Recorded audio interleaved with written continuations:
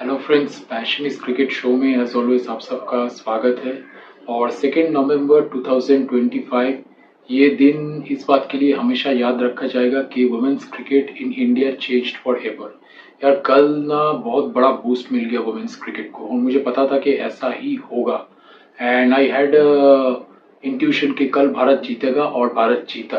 ये मैं जीत के बाद बोल रहा हूँ by the way, but I had a feeling कि भारत जीतेगा क्योंकि होम क्राउड के सामने भारत को रोकना मुश्किल होगा, खास करके भारत को जब पहले बैटिंग मिला। तो सबसे पहले ये कहना चाहूंगा कि अब पूरे देश में वुमेन्स क्रिकेट को लेके जो लेडीज जो किड्स पैशनेट है उनको एक बड़ा बूस्ट मिल जाएगा, क्योंकि अब कम से कम मम्मी पापा को समझा सकेंगे कि भारत के पास एक वर्ल्ड कप जीती हुई वुमेन्स की टीम है और भारत की टीम बहुत अच्छी है और मैं एक वुमेन हूँ, मैं पैशनेट हूँ क्रिकेट को लेके, मुझे क्रिकेट खेलने दीजिए। अब कम से कम मम्मी पापा रोक नहीं पाएंगे। खास करके मैं उन लेडीज के लिए बोल रहा हूँ और जो कि रिमोट विलेजेस में रहते हैं, जहाँ की इतना लोग अभी अपडेटेड नहीं हुए हैं, उनको समझाना बहुत मुश्किल होता है कि महिलाएं भी क्रिकेट खेल सकती है, एक पैशन को परस्यू कर सकती है, क्रिकेट एक प्रोफेशन बन सकता है, वर्ल्ड कप जीत सकती है, कुछ बड़ा कर सकती है। उन्हें समझाना मुश्किल होता है, राइट। मैं कौन से लोगों की बात कर रहा हूँ ये आप सब समझते होंगे, बट अब ये सबको एक बूस्ट मिल जाएगा, वो सारे वुमेन्स को जो क्रिकेट को लेकर पैशनेट है, क्योंकि वो भी सपना देखेंगे और अब तो उनके पेरेंट्स भी सपना देखेंगे कि हाँ मेरी बेटी भी हरमनप्रीत कौर की तरह, स्मृति मंदाना की तरह, या फिर जेमी रॉड्रिगेज की तरह, या फिर अमनजोत कौर की तरह, या फिर दीप्ति शर्मा की तरह वर्ल्ड कप जीतेगी। And it was an amazing achievement. मैंने देश को पहले भी इससे पहले 3 बार वर्ल्ड कप जीतते देखा है। 2007 में T20 वर्ल्ड कप, 2011 में 50 ओवर का वर्ल्ड कप, इसके बाद 2024 में फिर से T20 वर्ल्ड कप, लेकिन इतना खुश मैं कभी नहीं हुआ। मैं कल पूरा मैच देखा है, enjoyed it to the fullest. इतना खुश मैं अपने कॉर्पोरेट करियर में भी इतने साल में कभी नहीं हुआ। आज बहुत बहुत अरसे के बाद मैं इतना खुश हूँ and I am going to celebrate today, actually little bit of my own celebration only. But मैं कन्फेस कर रहा हूँ, मैंने थोड़ा डांस भी किया कल रात अकेले में ही, तो क्योंकि बहुत खुश था मैं, बहुत खुश था मैं और बहुत खुश हूँ मैं। सबसे पहली बात हरमनप्रीत कौर के लिए, क्योंकि उनके फाइनल के पहले दिन का मैंने प्रेस कॉन्फ्रेंस देखा और एक वॉरियर को दूसरा वॉरियर दिखते ही पता चल जाता है कि ये भी एक वॉरियर रही है अपनी जिंदगी में। उनका फेस देख के लगा कि ये एक टफ वॉरियर का फेस है, उन्हें बहुत जंग लड़ने पड़े हैं जिंदगी में, और खास करके उसके बाद इंडिया टीम में आने के बाद उन्हें जो हार्ट ब्रेक्स देखे 2017 में, यार फाइनल में 1 स्टेप अवे, कितना बुरा लगता है जब मेंस की टीम भी हारती है। वो फीलिंग तो हम जानते हैं ना, क्योंकि एक 10 साल का अरसा था जब एक आईसीसी ट्रॉफी हमारी नहीं आई थी। तो इसके बाद मैं चाहता था कि हरमनप्रीत कौर, उनके साथ मेरा एक कनेक्शन हुआ दिल का, मैं चाहता था कि वो एक वर्ल्ड कप जीत के अपना करियर एंड करे, क्योंकि नेक्स्ट वर्ल्ड कप में पॉसिबली वो नहीं होंगी, because by then she would be 40, but now everybody will be very happy और ये टीम डिजर्व करती है। और एक्चुअली और स्पेशल ये कैंपेन इसलिए क्योंकि वर्ल्ड कप इजी नहीं आया, हार्ड ब्रेक्स हुए, साउथ अफ्रीका के सामने, इंग्लैंड के सामने जीता हुआ मैच, ऑस्ट्रेलिया के सामने 330 बना के भी हारे, लेकिन कमबैक स्टार्ट हुआ न्यूजीलैंड के गेम से। इसके बाद फाइनल सेमीफाइनल में वो इनक्रेडिबल चीज, जेमिमा द हीरो, और मैं कभी नहीं भूलूंगा जिस तरह से उन्होंने अपना वल्नरेबल साइड पूरी दुनिया के सामने एक्सेप्ट किया। बहुत बहुत करेज चाहिए होता है, हिम्मत चाहिए होता है। अब इसके बाद फाइनल में जो जीत मिली, यादगार जीत, salute to all of you, all the legends you can say. तो मैच की तरफ देखते हैं। मैच में भारत के सबसे पहली बात अच्छा हुआ कि क्रंच गेम में बैटिंग करना चाहिए, मैंने कल कहा था, तो भारत को बैटिंग मिली, टॉस हार के ही हो चाहे। मुझे लगा था कि एक स्कोर खड़ा हो गया तो पाकिस्तान, मतलब सॉरी, साउथ अफ्रीका के लिए बहुत मुश्किल होगा, और वही हुआ। शफाली वर्मा और स्मृति मंदाना ने बहुत अच्छा स्टार्ट दे दिया। अगर आपको फाइनल में, वर्ल्ड कप फाइनल में सौरभ की पार्टनरशिप मिल जाए ओपनिंग में, तो बहुत बूस्ट मिल जाता है, बहुत कॉन्फिडेंस ज्यादा हो जाता है बाकी बैटिंग लाइनअप का। इसके बाद मिडिल ओवर्स में स्मृति मंदाना, शफाली के खास करके आउट होने के बाद, जेमी हरी जब आउट हो गई, मतलब हरमनप्रीत कौर जब डिसमिस हो गई, तो थोड़ा स्लो हुआ था। लेकिन मुझे लगता है कि भारत ज्यादा स्ट्रोक्स नहीं खेला, क्योंकि इसलिए कि विकेट गिर गया, और 1-2 विकेट गिर जाते तो मुश्किल होता, 290 पोस्ट नहीं कर पाती भारत की टीम। तो मैच्योरिटी दिखाया, थोड़ा रनरेट स्लो हुआ, लेकिन लास्ट में जाके थोड़ा मेकअप हुआ, लेकिन 320-25 बनने चाहिए थे, वो नहीं बने।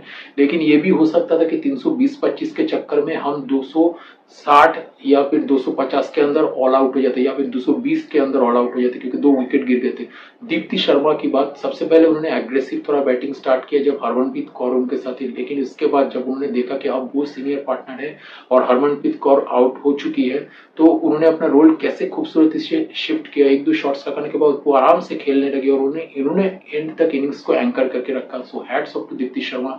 फिर फील्डिंग में उन्होंने जिस तरह से चोट लगते हुए भी फील्डिंग में कंटिन्यू किया और जो 5 विकेट दिया, सारे इंपॉर्टेंट प्लेयर्स, डिकिंसन या फिर आप ले लीजिए वुलवर्ट, सारे इंपॉर्टेंट विकेट्स उन्होंने लिए। अमनजोत कौर की कैच भी बहुत ब्रिलियंट थी यार, खैर उसमें आता हूं। तो इसके बाद ऋचा शर्मा पूरे वर्ल्ड कप में जबरदस्त फॉर्म में रही है। सेमीफाइनल में भी वो 26 रन बहुत इंपॉर्टेंट थे और कल जो लेट सर्ज की भारत की इनिंग्स को थोड़ा जो स्लो डाउन हो गई थी, तो क्लोज टू 300 पहुंचने के लिए जो लेट सर्ज की जरूरत थी वो यार लेकिन ऋचा घोष ने दिया, राइट।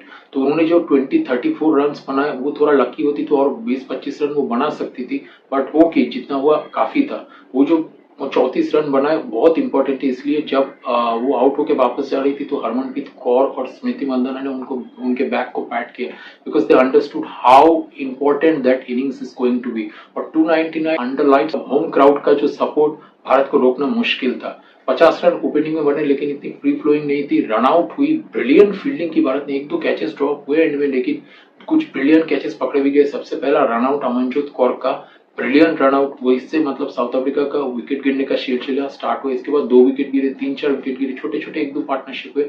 सबसे बड़ी थ्रेट थी वुलवर्ट, उन्होंने ब्रिलियंट बैटिंग की, but you must always be respectful to your on field enemy in the cricket field, क्योंकि वुलवर्ट ने बहुत ब्रिलियंट बैटिंग की और वही थी जो 40 ओवर्स के बाद तक भी भारत के सामने एक क्वेश्चन मार्क बन के खड़ी थी कि मतलब वुलवर्ट मैच लेके जा सकती है।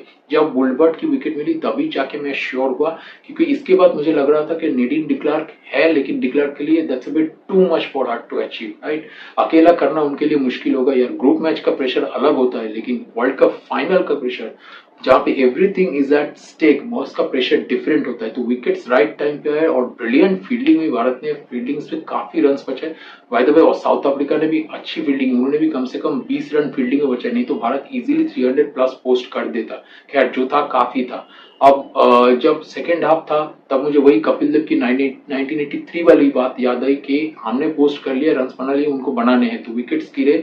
और सबसे खूबसूरत बात, हरमनप्रीत कौर जब थोड़ा पार्टनरशिप बन रही थी डिकिंसन और वुलवर्ट की और लग रहा था कि मैच बहुत क्लोज जाएगा, शायद साउथ अफ्रीका छीन न ले वर्ल्ड कप हमसे, तब उन्होंने टीम को बड़ा काम रखा, बहुत कंपोज रखा और बहुत कैप्टनसी की, और उनका जो एक्सपीरियंस है वो निकल के मतलब निखार के बाहर आ गया और फाइनली भारत ने एक ब्रिलियंट मैच निकाला। अमनजोत कौर ने जिस तरह से इतनी टेंशन में दौड़ के आई, सबसे पहले कैच पकड़ा, फिर फंबल करके, फिर एकदम जो अपना ठंडा दिमाग करके जो कैच को होल्ड ऑन किया उन्होंने, दैट वाज काबिले तारीफ था यार। मतलब ब्रिलियंट कैच था उस टेंशन में। जेमिमा ने कैच ड्रॉप किया, बट फिर भी मुझे लगा, कल मैंने actually through out the match एक बार ये भी नहीं सोचा कि मतलब हम हार सकते हैं, क्योंकि जब कमेंटेटर्स बोल रहे थे she has been drop, how costly it's going to be, जब कैच गिरा डिकिंसन का, तो मैंने बोला कि it will not be costly at all, we are going to win. मैंने सारा दिन मतलब जब तक मैच चला स्टार्ट से लेकर एंड तक, मैंने एक बार भी नहीं सोचा कि हम हारेंगे। तो पॉजिटिव एनर्जी ट्रांसफॉर्म होती है। और मुझे कल एक बात और भी पता चला है कि there are greater powers in universe which are at play sometimes. तो दिल से दिल का कनेक्शन होता है और भारतीय प्लेयर्स के साथ, वुमेन्स प्लेयर्स के साथ भारत का जो पूरा क्राउड है या फिर 140 करोड़ के कल तो दिल का कनेक्शन जुड़ गया। तो 140 करोड़ की मतलब जो प्लेयर्स होते वो तो मतलब व्यर्थ नहीं जा सकता था और हम जीत गए। It was a brilliant victory, maybe the possible greatest ever world cup victory. Men's victory को दिमाग में रखते भी मैं बोल रहा हूँ, possibly this is our greatest ever world cup trance, क्योंकि बहुत स्ट्रगल हुआ।